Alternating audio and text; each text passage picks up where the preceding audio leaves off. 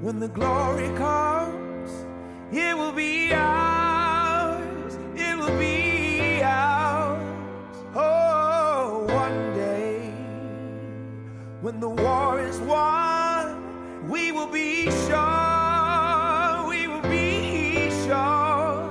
Oh, glory, glory, glory.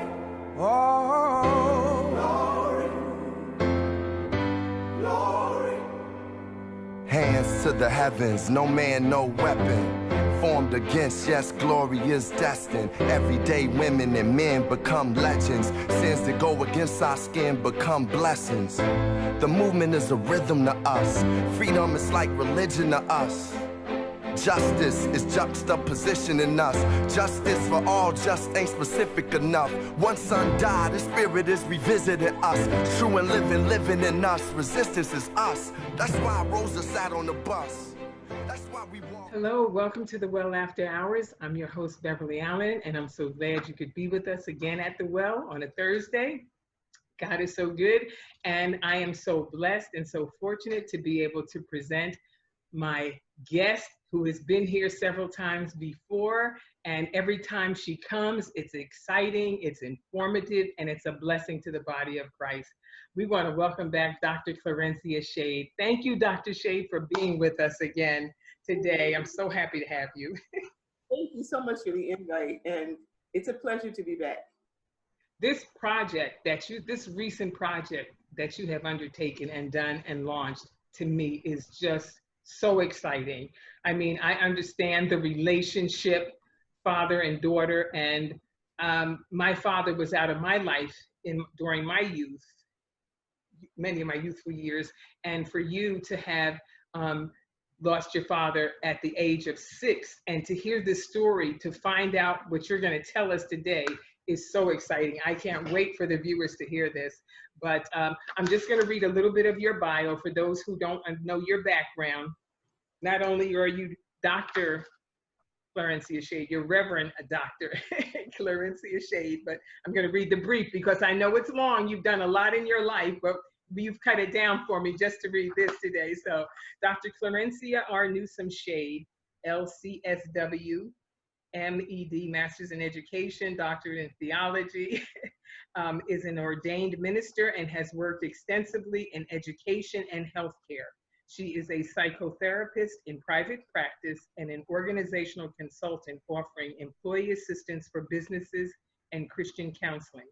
Dr. Shade formerly worked as the Director of Student Support Services as the head of a multi-million-dollar substance abuse prevention program for the public schools in Newark, New Jersey, where she managed a staff of 300.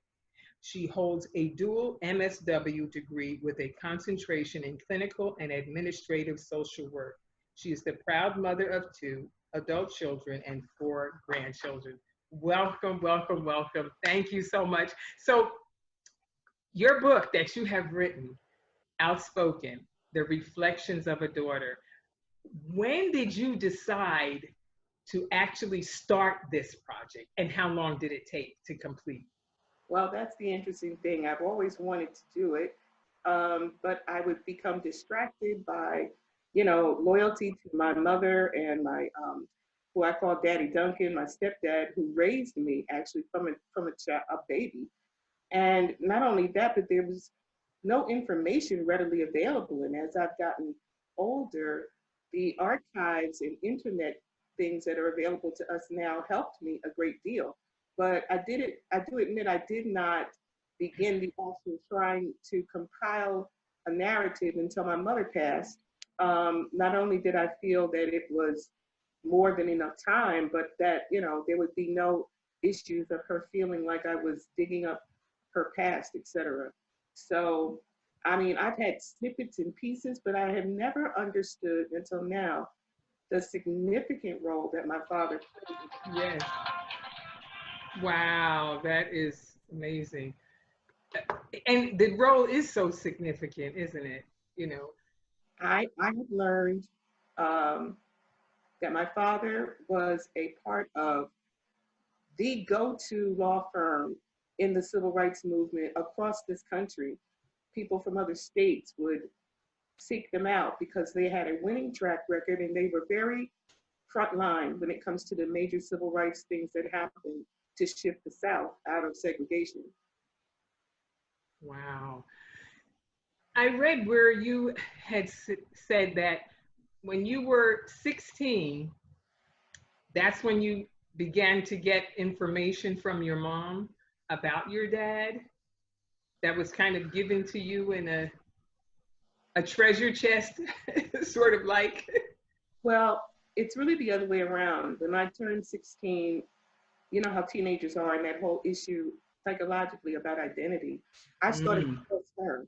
Like I had heard the words before, your father is, because I'd gone through grade school and I began using my mother's husband's name.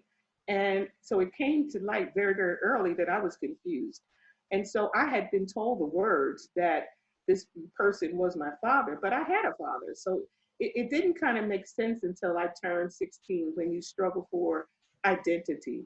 And that's one of the major, psychological challenges for teenagers is who am I? Yes. So I began to push for more information. And not only that, but I began to want to make contact with my relatives in Virginia. Wow. So it turns out that she did have a suitcase full of pictures. I mean, some were of her. They weren't all of my father, but that's where I began to first be able to touch, a picture of him or, his degree from Virginia Union, even though I haven't found the one from Howard University yet. But it was that point at which I started to press more. Something tangible, right? Wow. That is amazing. So after you started getting that information, how did you put, what journey was it putting all those pieces together? It was a start and a stop.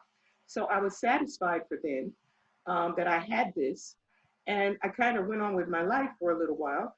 And I was able to call my paternal grandmother, spoke to her one time, and she wrote me a letter that's in the book.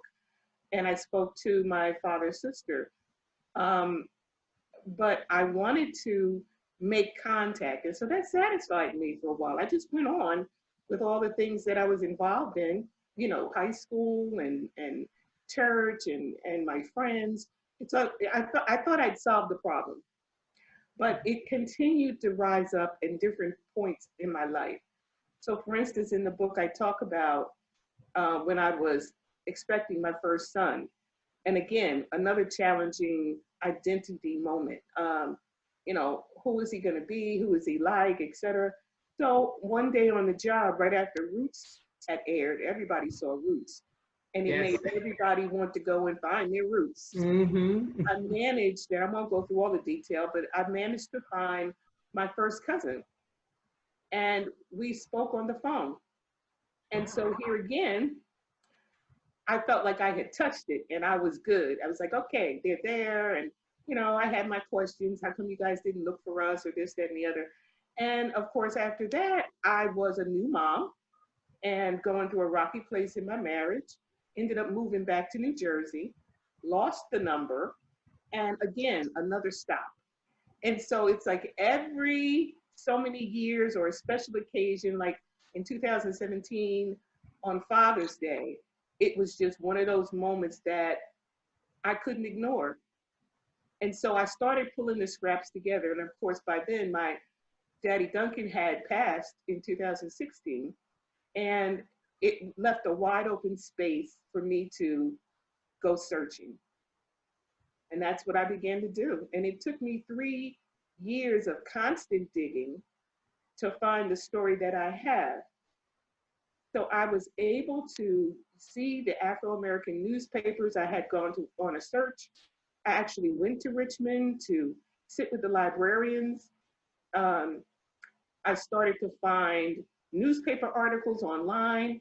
And so I was excited that I was finally able to trace some of his actual work, even though I don't have personal memories of him at all, because he died when I was 6, but he and my mom separated at a time when he was working in Richmond with this law firm, and he was not present. Now he came back and forth to visit, but I don't really have a large amount of memory about being like this picture on this book. I mean, I don't remember this moment. I love that cover. Thank you. I don't remember this moment, and I didn't find these pictures, this particular set, until after my mom had passed. So it's just been a patchwork journey over the past, I'm going to say, 20 years. And to finally get enough focus and find the right person to work with me, it's been a journey. But I'm satisfied now, and I think that's something that I feel. Not only is this a major accomplishment, but I do feel connected to him in a very real way. Oh my goodness. Boy, he would be so proud to see what his baby girl has done over these years. And you know, it's amazing that God chooses a time to allow things to happen. It wasn't time then, but it was like when you said, like, getting past your mom, you know, because you didn't want her to feel any kind of way, and your stepdad, and like now there was open range for you to go ahead. You didn't have to worry about anybody's feelings, you know, and you could get all that out that you wanted to get out. And what that must have felt like was just absolutely incredible. The closer you got, maybe you could describe your feelings of what that felt like to finally kind of come to complete the book. There were moments of joy and tears. It was a part of grieving in a way, because I mourned what I obviously missed, but I also celebrated the fact that I now have something that I can touch that reflects his work and his life that I can always go to. So I don't have to internalize all those feelings anymore. It's out here in a book, and I can share it with everyone because I'm so proud of him. I really am. And that wasn't always available to me. You know, stepchildren or adopted children struggle with, why didn't my parent want me? Or why am I not seeing my mother and my father? And it's just natural. Kids blame themselves, or they blame the situation on something they don't understand. But you carry that grief. And so it was a relief to finally get this project done. It's been a lifetime of searching in my heart, as well as now in the archives. And there's probably a little bit more out there, but I'll save that for a second volume. But I'm so glad and thankful to God that he allowed me to find this much. Wow. That is, it almost sounds like a movie, you know, because it really is, it's so real, you know. And like you say, there are so many people going on a journey, looking for a parent, or, you know, trying to make a connection of a parent they never even knew, you know. And for this to be resolved, for you to at least have something tangible, you know, all this background information, this legacy that he has left, you know. And you kind of probably get to see even where you get some of your, you know, personality, you know, and character traits. Learning about him, you can put it together. I really can. And it's amazing to me that right up under my nose, there was a living, breathing example, because my first cousin pointed out to me that my son, my firstborn, looks remarkably like him. And there's a picture in the book where they are side by side. And it's uncanny how much they look alike. And then I start to look at my son's mannerisms, his character, his easygoing nature, you know, and I say to myself, oh my God, it's my dad. I would never have put two and two together. That would never have happened. So that's the joy of connecting with family. And of course, my cousin Kim did supply a lot of background stories for me. So I didn't do it alone, but I am glad to stand on the mountaintop and declare it's done. I'm Newsome's daughter, and I'm very proud. And it's a part of civil rights history that we didn't even have. Isn't that the truth? And I'm also feeling very upgraded in my knowledge and passion, because the South, and even though we had been declared, you know, that integration was right and segregation was wrong, the resistance that went on, and Virginia became the hub of challenging that segregation successfully in the courthouse, and they were winning. And that's how the reputation spread all across the country, because what Oliver Hill's law firm was doing had not been done. And my dad was in there, part of it, and actively on the front lines. And it's really true how many footsteps behind a major move are really very forceful, as opposed to, you know, putting those who are up front. Sometimes we see all the big names, the names up front, but there's an army of people behind them who are pushing and working and doing the leg work, you know, to help them, you know, move forward. An army of people, and everyone with the same mission in mind. I don't know what's happening today with our African American community, but we're not all on the same page. We're on a page, but we're not all on the same page. And I think during the era just before Dr. King and during, my father actually knew Dr. King and Thurgood Marshall and all these famous names, and that was another motivating factor. I began to read the documents, and I'm like, well, where's my father's name in, you know, out there in the world? They would always mention his name right along with Thurgood Marshall, Martin A. Martin. They were all a part of the same law firm. And then I found out that my father was a part of the NAACP Legal Defense Fund. And so they crisscrossed each other in many ways. They acted together as a team to win these cases. Brown versus Board of Education was just before my father had graduated. And so this is the team. This is the team that went to court and filed the documents, etc. It is just overwhelming when I think about what he was doing and how I missed it all these years. But I'm very, very thankful that I've been able to leave this legacy for my children, even my family, my nieces, because they never have to wonder again who You they know, were, where yeah. they came from. I'm sorry, yeah. That the whole family knows now, you know, the connection. And that's, it is something that everyone can be so proud of and point to, you know.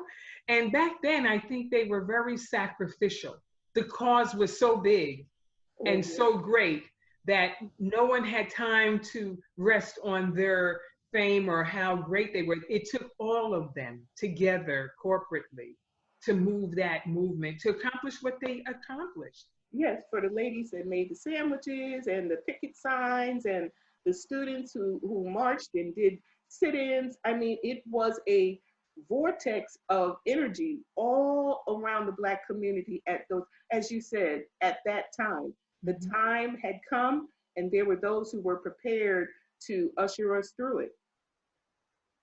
I think that people are kind of saying there's a dearth in the land for leadership in that realm. And I think the question is coming from who in the church, because many of the church leadership were the ones who kind of spearheaded, were at the head or the forefront of the movement, you know, civil rights movement. And I think people are looking for that kind of the next Martin Luther King or someone like that to gather people or rally everyone together, especially as we see things going today, you know. They're trying to make people regress, but, you know, we've come too far. we can't step back. But what we do lack is a strategy, and the Black church absolutely was one of the major meeting hubs and motivators for the people to gather, because on the local level, the pastors had to encourage their people that not only was this okay, that they were joining as well. And so there's a picture in either the book or my archives where there were over 600 people in a church meeting when the sit-in students, the Tall Timers 34, had been arrested. And they came together at a church to plan and strategize. What are we going to do? How are we going to get our kids out of there? What's next? Or, you know, and so the church doors were open.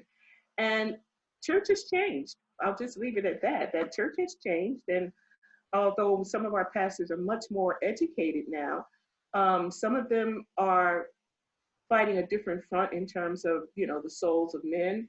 Um, Mm, I don't think we've had a leader since that I can think of right now that unified not only the people, but the thoughts and minds of people. And mm, of course, Jesse Jackson tried, and, you go on and on after King's assassination. There just hasn't been another one.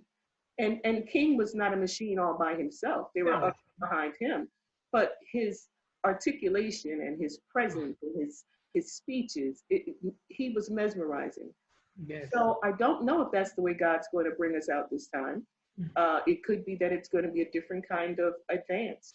Mm-hmm. But right now, I know that we are being challenged as African American people and brown people all across this country, um, to maintain our civil rights. Mm-hmm. Mm-hmm. And it's coming at us in a way that is totally unexpected for me. I did not know until we had our current president how deeply the country was divided. It's been shocking, and it's been very disappointing as well.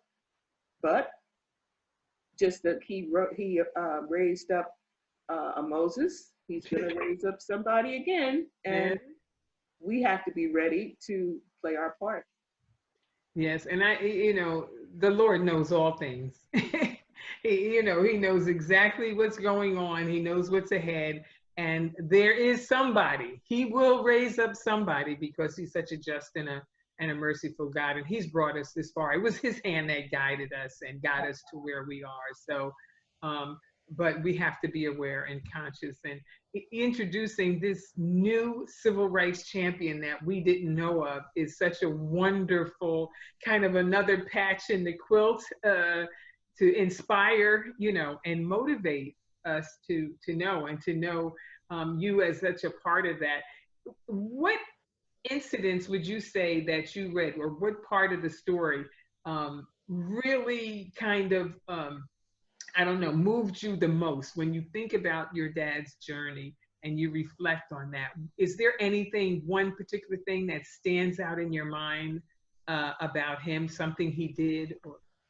Well, that's how I got the title of this book. He was very outspoken. And at a time when we had not achieved the current civil rights that we have now, um, he could have been lynched or killed at any point. He challenged the status quo with his words. He was very eloquent. His command of language and the things that he was doing. He was working on 4 different fronts at the same time. So he was working on a law firm on these national cases. He was a local lawyer.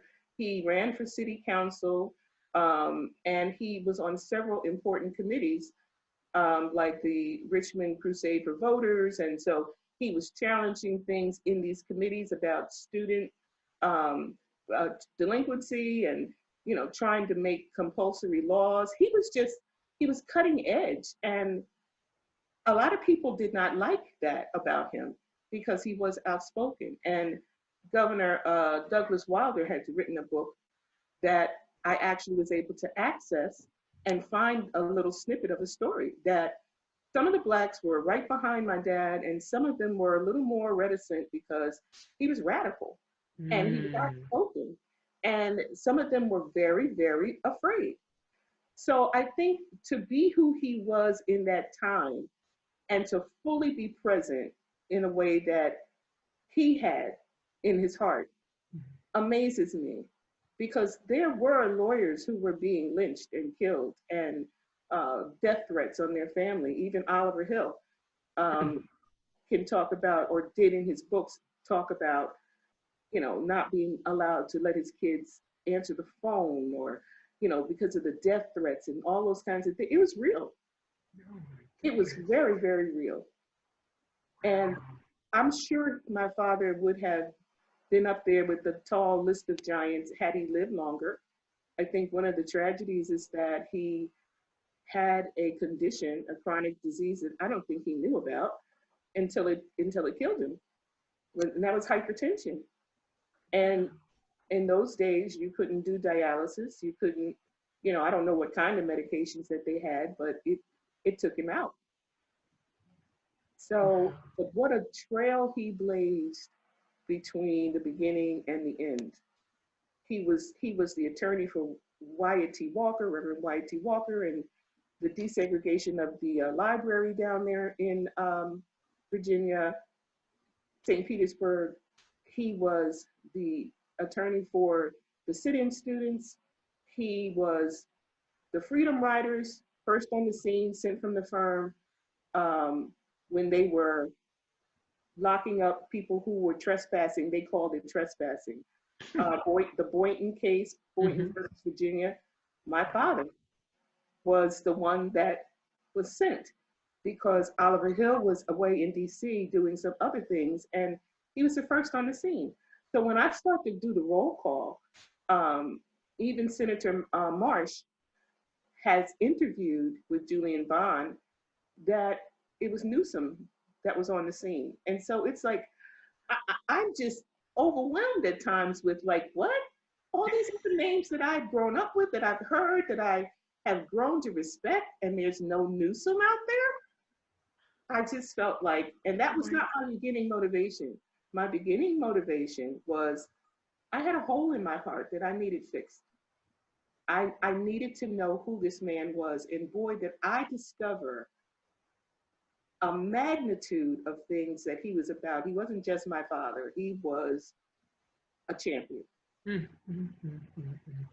I tell you, you know, how God can use one motive to unlock another, you know, piece of history for us to know this, you know, and that is amazing. Like you said, that wasn't, who knew? I mean, you didn't even have any idea how involved he was. I had no idea. And sometimes now people will say to me or my sister, you're Clarence Newsome's daughter? And it's like, yes.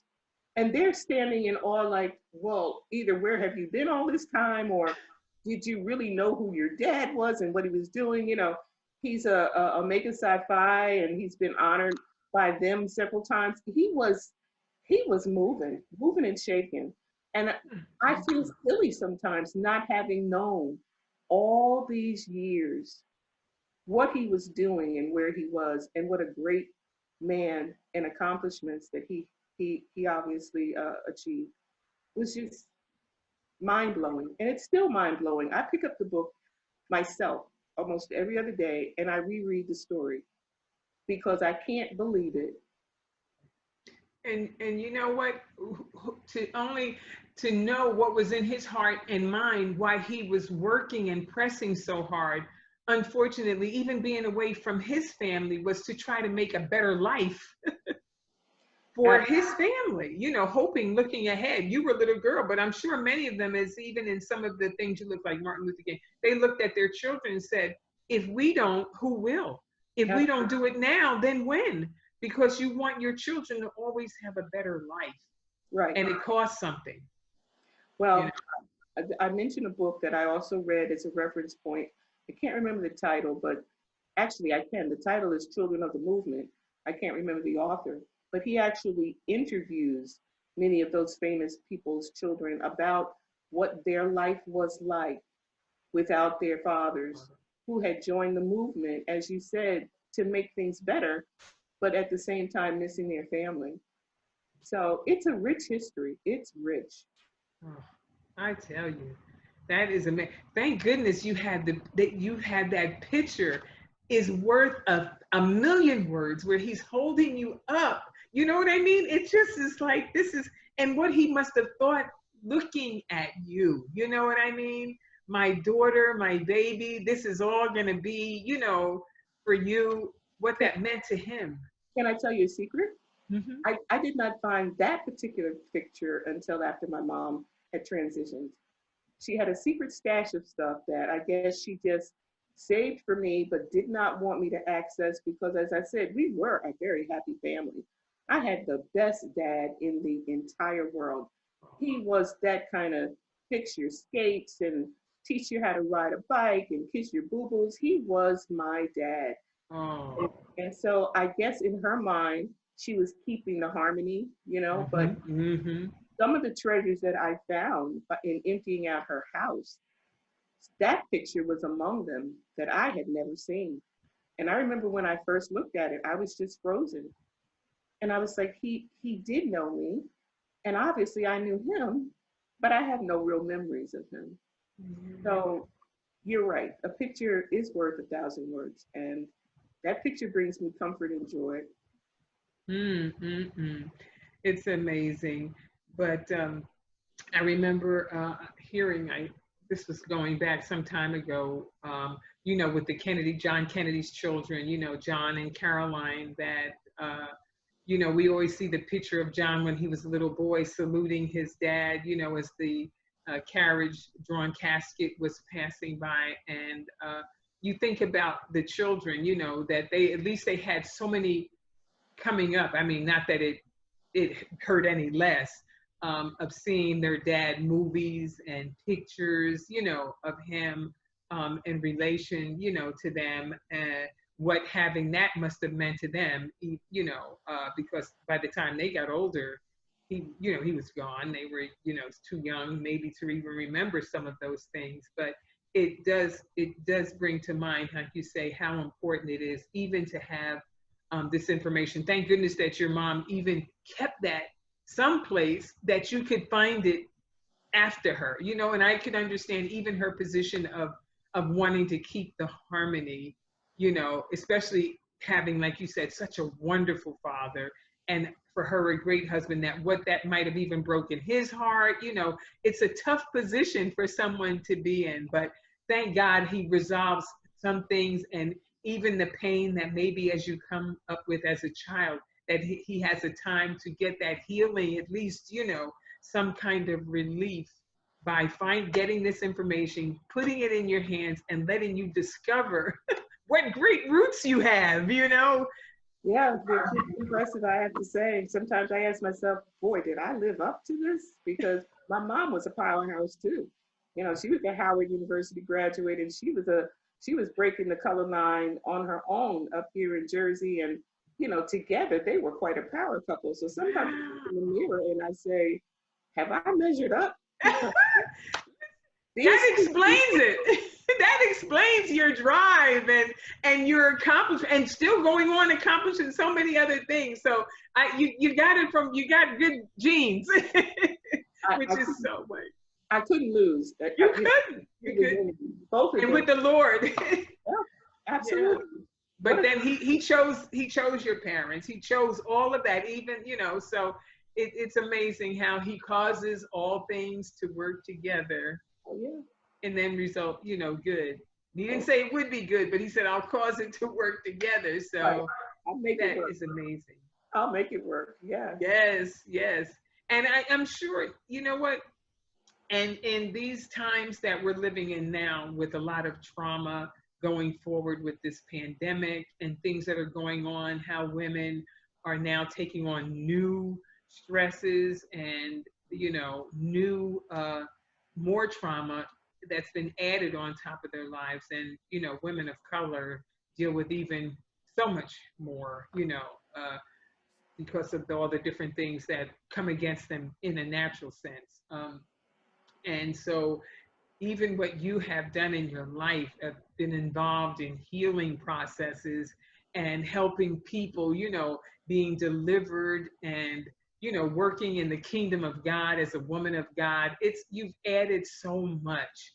And it's only just that God would give you this, you know what I mean? To give you all this as a kind of a down payment on what he's going to give you up ahead, It's very merciful. And I do think that the timing and the seasons we know are ordered and changed by God. And so to be in this season of my life and to have this brand new renewal to make me want to continue to contribute and do something, it has multi-layer payoffs for me.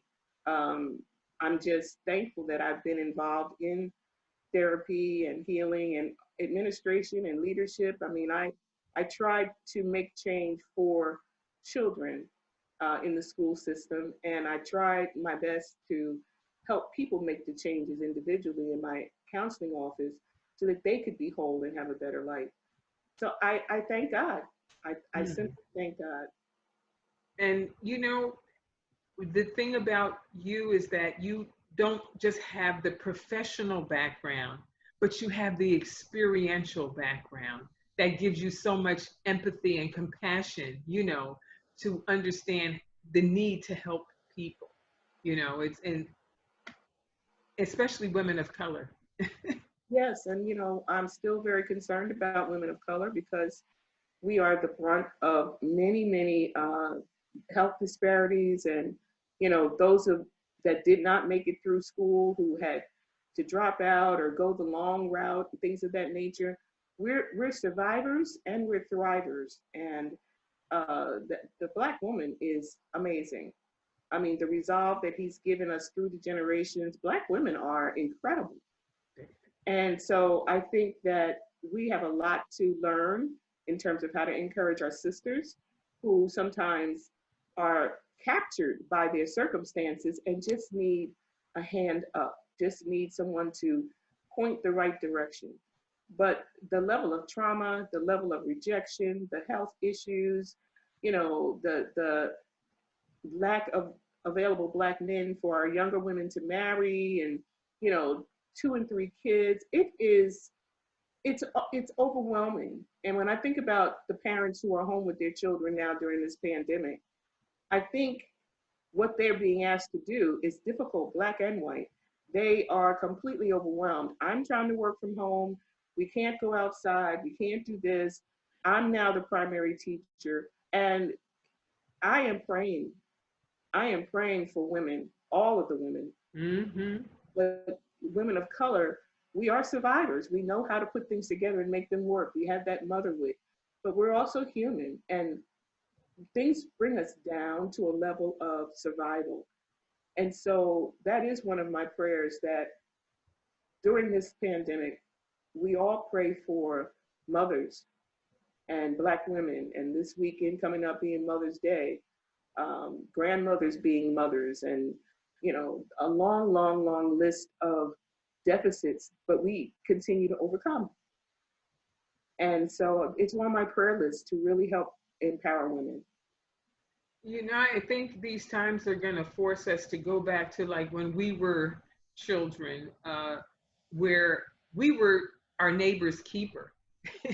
Our neighbor would, babysit. Our neighbor would watch out for him, could walk in and out of our house. We worked so together. And I think it's going to force us to come back because, childcare, when you don't have finance, we have to learn to form our little teams, whether you live in the projects, in the hood, wherever you are, in a community,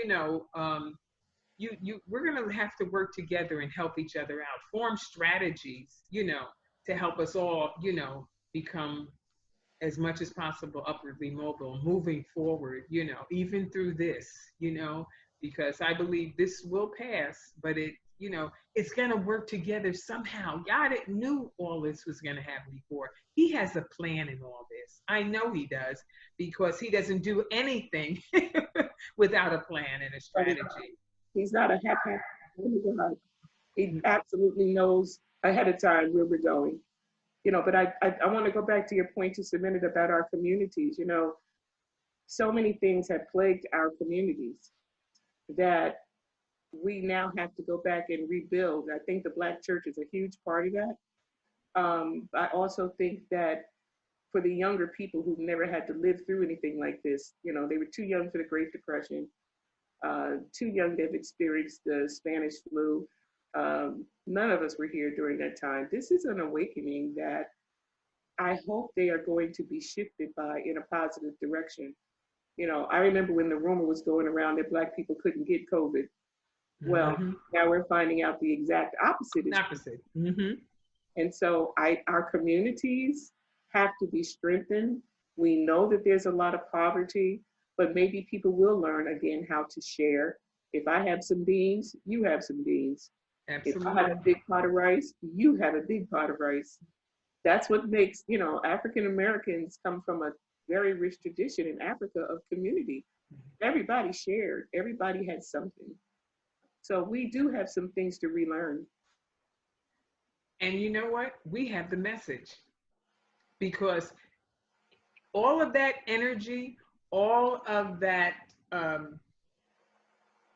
desire, that foresight to move forward, to not give up, comes from the message that we have, that God, we turn to him. Because if you just hope in self, if you just hope in your government, if you just hope in your community alone, you're going to be left empty.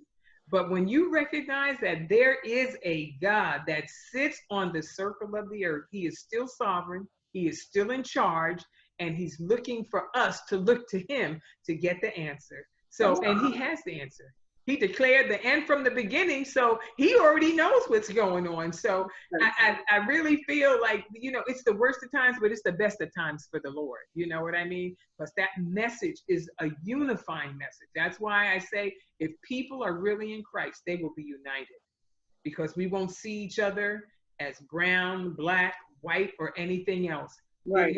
God have taken of one blood for all of us, created all of us, and we are his people, and there is neither red nor black. That's why, that's the whole new thing, that concept that he presented was, being Christians, that's encircles and encompasses everybody. There's neither Jew nor Gentile nor Greek, but we are all one. His prayer was, Father, make them one, even as we are one. And if you are preaching that message, then you have to look at everybody as your true brother and true sister, not that you are better than any of us. And I don't mean just for the Caucasian or any other community, but even within our own community, that somebody is lesser than you or you are better than somebody else. But God has created us all, and we are to be helpers one to another. Well, that was the revolution Jesus started, about the kingdom, what it meant to be a part of the kingdom on earth and our future in the kingdom in heaven. It's like he came to empower those that were poor and lost and broken and disenfranchised. And boy, was that turning society upside down. And it's almost the same thing now. It's hard to see, unless you're a part of the ultra rich, everybody's in the same boat. Okay, and that causes people to clump together to try to become better human beings. And, when the news is playing, sometimes the stories that they show reassures my confidence that, okay, there's still some good people out there, regardless of their ethnicity and, their race. There are caring, loving people out there, and they're still doing wonderful things in the name of the Lord. And I'm happy that we're beginning to discover that there are people, as hard as others hate, Christians love. Mm-hmm. That's true. True Christians do love. And like I said, the Lord has this thing so worked out that I am excited. I know we all have, maybe be a little intimidated by our circumstances, but he advises the rich to not lay hold on their riches, to not think that their riches can save them in scripture, because it'll touch Pharaoh's house, it will touch the king's house. Listen, Prince Charles had COVID. He did? The son, the queen's son, he was sick. I didn't even know that. Yeah, and I don't know the form or strength of it, but he was sick. If I'm correct, I believe that he did. And but thanks be unto God, look what he did. No one is untouchable. And until we realize that, it wouldn't be. God is so fair. It doesn't just touch the poor or the middle class. It'll reach high up. He can pull them all down. So we all do have to realize that we are in this together. That's why it's encouraging when I hear some things on the news about some of the rich, like, probably are waking up to this. Like, if we don't do something, it's going to eventually, like Bill Gates and Bloomberg and people like that are contributing millions. Or, I hear about some of the young celebrities, even from, the African-American community, some of the hip hop artists and different things are realizing that, we have this wealth, but we need to use it, unify it for something, a greater cause than just, establishing wealth, which is good. And maybe it takes something like this to awaken us to the fact that we've got to get back and get together. So I thank God for that. But just learning about Brother Newsome is such a great inspiration, today. And I am so happy that the Lord led you to do this book, Outspoken. And that can be purchased on Amazon, Yes, right? it can be purchased on Amazon, delivered to your home, hard copy in a paperback, or you can do the ebook, which is less expensive, but some people don't like to read their books on technology. But it certainly is available, and you can go to Amazon and just type in my name and it comes up, or you can remember the title, the very long title, and Outspoken, Clarence W. Newsome, a civil rights champion, a daughter's reflection.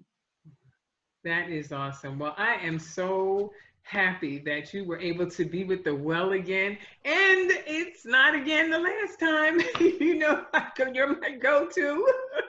So I thank you for giving us the time, to share this wonderful, wonderful new authorship of this book that you did on your dad. And I'm sure it's going to bless many people and many hearts and inspire even this younger generation, and add to everybody's historical record that they've kept, that we thought we knew who, and now we have another name to add to our records, and that's because the Lord put it in your heart and inspired you. Isn't it something to find more out about your dad? And boy, did you find it out. It's just like God. That's all I could say. It's just like the Lord, Pleasure. So, Pleasure. yeah. So I don't know. I want to give you the opportunity to say any closing comments or remarks to the viewers of the Well After Hours before we conclude this interview, which I have enjoyed thoroughly. It's been so eye-opening and just inspiring. I'm just inspired hearing your story. Thanks. Well, one of the thoughts I just want to leave is that we have to resuscitate the village.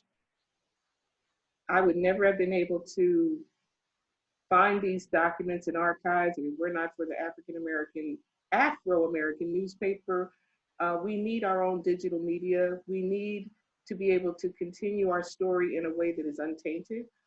We need to resuscitate the village and understand that our power and strength is among ourselves, that we have been incredible warriors both in Africa and here in the United States. We have to have more confidence and lift our self-esteem about what it means to be an African American person. And in particular, our men have been on the front lines, doing the wonderful things at the best of their ability with what they've been given. So I really, really hope that this book rallies everybody's and energizes everyone's attention, that we can't depend on other people to save us and take care of us. We have to sharpen our tools and take care of each other. So I certainly hope that it does energize people, and everybody has a story. And just because it doesn't make the newspaper, it doesn't become less valuable. Whatever your grandma did with her peach cobbler, or starting her own neighborhood bakery, or all the things that she did, the recipes, it all comes together as your legacy. And so we need to own our legacy, be proud of it, and make sure that our children coming behind us know those stories. That is awesome. On that note, I'm going to say thank you again. Thank you to the viewers of the Well After Hours. Thank you for being with us. Don't forget, every Thursday, 7:30 p.m. on Facebook page, Beverly D. Allen, and on YouTube channel, Beverly D. Allen Ministries, LLC. And we'll be looking for you again on next Thursday at the Well After Hours. God bless you. And thank you again. God bless. Bye. Bye. One day, when the glory comes, it will be ours. It will be ours. Oh, one day, when the war is won, we will be sure. We will be sure. Oh, glory, glory, glory.